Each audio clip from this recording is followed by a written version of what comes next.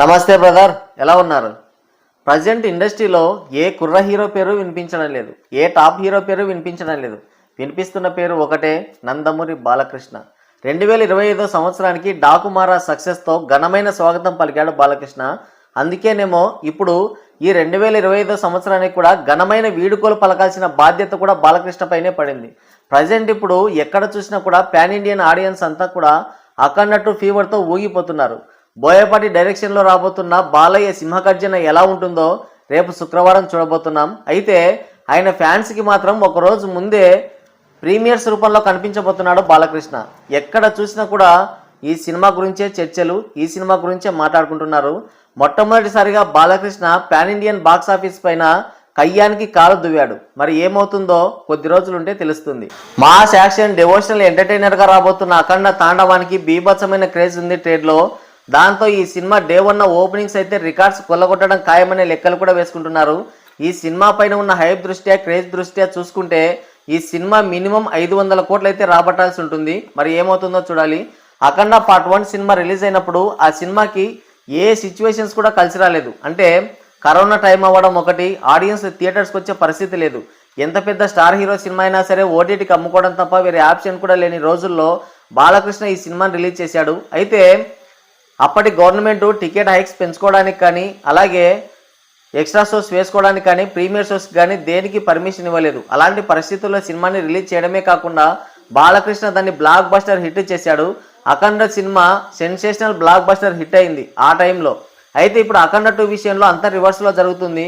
అఖండ 2 విషయానికి వస్తే అన్నీ కలిసి వస్తున్నాయి. ఈ సినిమాకి ప్రీమియర్స్కి పర్మిషన్ ఇచ్చారు, అలాగే టికెట్ హైక్స్ ఇచ్చారు, ఎక్స్ట్రా షోస్ వేసుకోవడానికి కూడా పర్మిషన్ ఇచ్చారు, అలాగే కావాల్సిన థియేటర్స్ ఉన్నాయి, సోలో రిలీజ్ ఉంది. కాబట్టి పాన్ ఇండియా లెవెల్లో రిలీజ్ అవుతున్న ఈ సినిమా సాధించాల్సిన రికార్డ్స్ అయితే చాలానే ఉన్నాయి. అన్నింటికి గ్రౌండ్ సిద్ధమైంది. సినిమాకి పాజిటివ్ టాక్ వస్తే ఇక అన్ని రికార్డ్స్ బద్దలవ్వడం ఖాయం. ఎటు టాక్ ఎలా ఉన్నా కూడా డే 1 కలెక్షన్స్ కానీ, అలాగే వీకెండ్ కలెక్షన్స్ కానీ ఎలాంటి డోకా ఉండదు. ఒక టైంలో బ్యాక్ టు బ్యాక్ డిజాస్టర్లతో కెరియర్లోనే లోయెస్ట్ ఫేజ్ని ఫేస్ చేసిన బాలకృష్ణ బ్యాక్ టు బ్యాక్ విజయాలతో కెరియర్ బెస్ట్ ఫేజ్లోకి అయితే ఎంటర్ అయ్యాడు. బ్యాక్ టు బ్యాక్ విజయాలతో దుమ్ము లేపుతున్నాడు. వరుసగా 400 కోట్ల సినిమాలు అందించాడు ఇండస్ట్రీకి. అయితే ఇప్పుడు అఖండ 2 సినిమాతో ఆయన కొల్లగొట్టాల్సిన రికార్డ్స్ అయితే, ఆయన బీట్ చేయాల్సిన రికార్డ్స్ అయితే చాలానే ఉన్నాయి. ఆయన రీజనల్ సినిమాలైన వీరసింహారెడ్డి సినిమాతో డే 1 27 కోట్ల షేర్ కలెక్ట్ చేశాడు. అలాగే డాకుమారా సినిమాతో డే 1 28 కోట్ల షేర్ కలెక్ట్ చేశాడు. ఈ డాకుమారా సినిమాకి టఫ్ ఫైట్ ఉండేది. ఒకవైపు గేమ్ చేంజర్, మరోవైపు వెంకటేష్ నటించిన సంక్రాంతికి వస్తున్నాం సినిమాతో టఫ్ ఫైట్ అయితే నడిచింది. అదిగాక డాకుమారా సినిమాకి బెనిఫిట్ షోస్ కానీ, అలాగే ఎక్స్ట్రా షోస్ కానీ, ఇంకోటి ప్రీమియర్స్ కానీ వేయలేదు. అయినప్పటికీ కూడా సినిమాతో రీజనల్ సినిమా అయినప్పటికీ కూడా డే 1 28 కోట్ల షేర్ అయితే కలెక్ట్ చేశాడు బాలకృష్ణ. ఇప్పుడు అఖండ 2 సినిమా పాన్ ఇండియా లెవెల్లో రిలీజ్ అవుతుంది. పైగా ఈ సినిమాకి ప్రీమియర్స్కి, ఎక్స్ట్రా షోస్కి, బెనిఫిట్ షోస్కి, అలాగే టికెట్ హైక్స్ కూడా ఇచ్చారు. కాబట్టి పైగా సోలోగా రిలీజ్ అవుతుంది. కాబట్టి ఈ సినిమా కొట్టాల్సిన రికార్డ్స్ అయితే చాలానే ఉన్నాయి. అప్పట్లో సైరా నరసింహారెడ్డి సినిమాతో చిరంజీవి 32 కోట్ల షేర్తో ఒక రికార్డ్ అయితే సెట్ చేశాడు. ఇప్పుడు ఆ రికార్డ్ని బీట్ చేయడమే కాదు, బాలకృష్ణ దాదాపుగా 40 నుంచి 45 కోట్ల వరకు అయితే షేర్ కలెక్ట్ చేయాలని ఇండస్ట్రీ అయితే ఒక టార్గెట్ పెట్టింది. మరి ఏమవుతుందో చూడాలి. అఖండ 2 రిలీజ్కి ఇంకా 2 రోజులు మాత్రమే టైం ఉండడంతో ఈ సినిమా ఎలా ఉండబోతుంది, అలాగే బోయపాటి బాలయ్యని ఎలా ప్రజెంట్ చేయబోతున్నాడు, బాలకృష్ణ అఘోరా క్యారెక్టర్లో ఎలాంటి ఫీట్లు చేయబోతున్నాడని అందరి ఆడియన్స్లో ఒకటే టెన్షన్, ఒకటే ఇంట్రెస్ట్ ఉంది. అయితే ఈ సినిమాకి సంబంధించిన ఫస్ట్ రిపోర్ట్ అయితే వచ్చింది.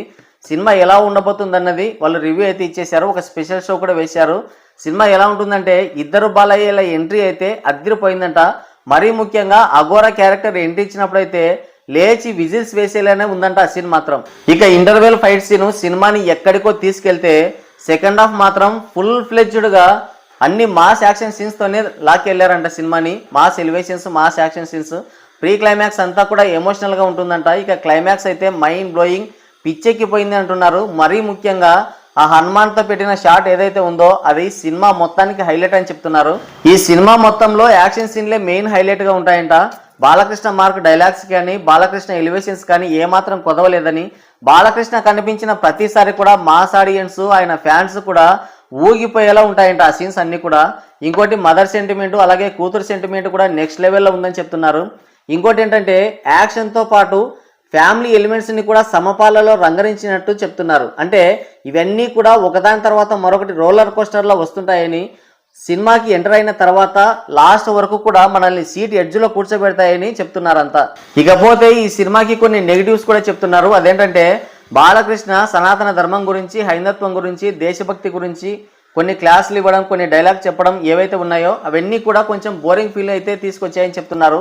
ఎవరికి బోరింగ్గా ఉంటుంది, ఎవరికి బోరింగ్గా ఉండాలో వాళ్ళకు ఉంటుంది, అందరికీ ఎందుకు ఉంటుంది? మేము వెళ్ళేదే ఆ డైలాగ్స్ వినడానికి, దాన్ని ఎంజాయ్ చేయడానికి కదా, మాకు ఎటువంటి ఫీలింగ్ అయితే ఉండదు. ఇది అసలు నెగిటివిటీనే కాదు.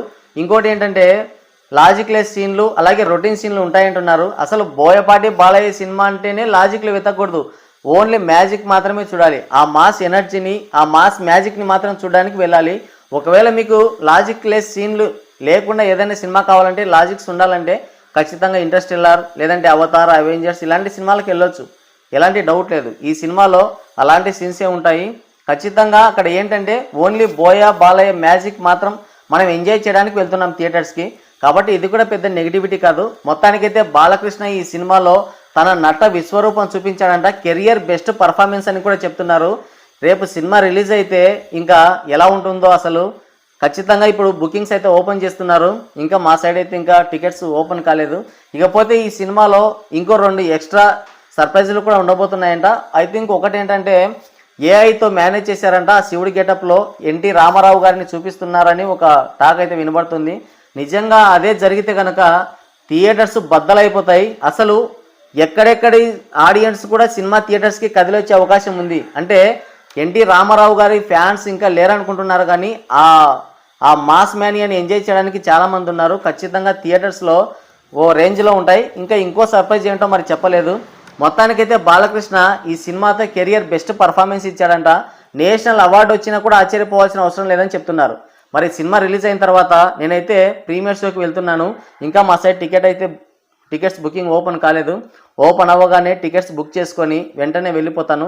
9:20కి బుకింగ్స్ ఓపెన్ అని చెప్పారు, కానీ ఇప్పటి వరకు మా సైడ్ అయితే ఇంకా టికెట్స్ అయితే ఓపెన్ కాలేదు. చూద్దాం ఏమవుతుందో. మరి మీరు కూడా ప్రీమియర్స్కి వెళ్తున్నారా? నేను ప్రీమియర్స్కి వెళ్ళగానే ఫస్ట్ రివ్యూ ఇస్తాను. Wait and see. మరి ఈ సినిమా పైన మీ ఒపీనియన్ ఏంటో కింద కామెంట్ చేయండి.